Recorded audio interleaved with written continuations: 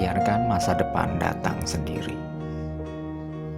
Telah pasti datangnya ketetapan Allah, maka janganlah kamu meminta agar disegerakan datangnya.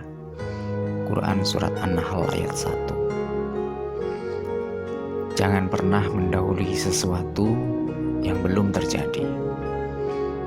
Apakah Anda mau mengeluarkan bayi dalam kandungan sebelum waktunya dilahirkan? Atau memetik buah-buahan sebelum buah tersebut masak?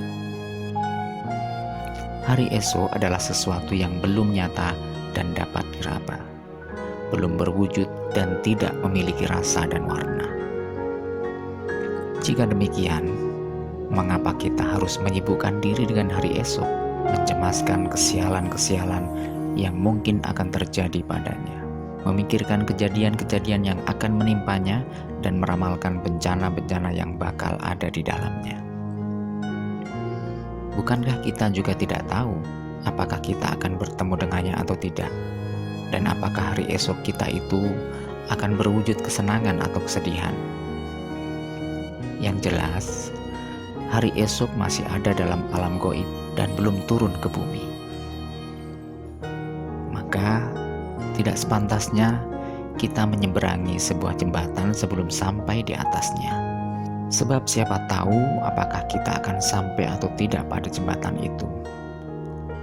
Bisa jadi jalan kita akan terhenti sebelum sampai ke jembatan itu.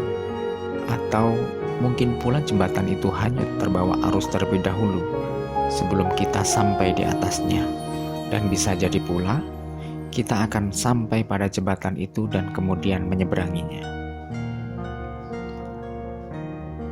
Dalam syariat, memberi kesempatan kepada pikiran untuk memikirkan masa depan dan membuka-buka alam gaib, kemudian terhanyut dalam kecemasan-kecemasan yang baru hanya sekedar dugaan, adalah sesuatu yang tidak dibenarkan. Pasalnya, hal itu termasuk tilul amal atau angan-angan yang terlalu jauh. Secara nalar, tindakan itu pun tidak masuk akal, karena sama halnya dengan berusaha perang melawan bayang-bayang. Namun ironis, kebanyakan manusia di dunia ini justru banyak yang termakan oleh ramalan-ramalan tentang kelaparan, kemiskinan, wabah penyakit, dan krisis ekonomi yang kabarnya akan menimpa mereka. Padahal semua itu hanyalah bagian dari kurikulum yang diajarkan di sekolah-sekolah setan. Setan menjanjikan menakut-nakuti kamu dengan kemiskinan dan menyuruh kamu berbuat kejahatan atau kikir. Sedang Allah menjanjikan untukmu ampunan daripadanya dan karunia. Quran Surat Al-Baqarah ayat 268. Mereka yang menangis sedih menatap masa depan adalah yang menyangka diri mereka akan hidup kelaparan, menderita sakit selama setahun, dan memperkirakan umur dunia ini tinggal 100 tahun lagi.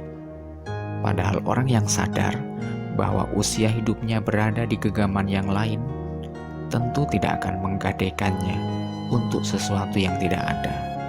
Dan orang yang tidak tahu kapan akan mati, tentu salah besar bila justru menyibukkan diri dengan sesuatu yang belum ada dan tak berwujud.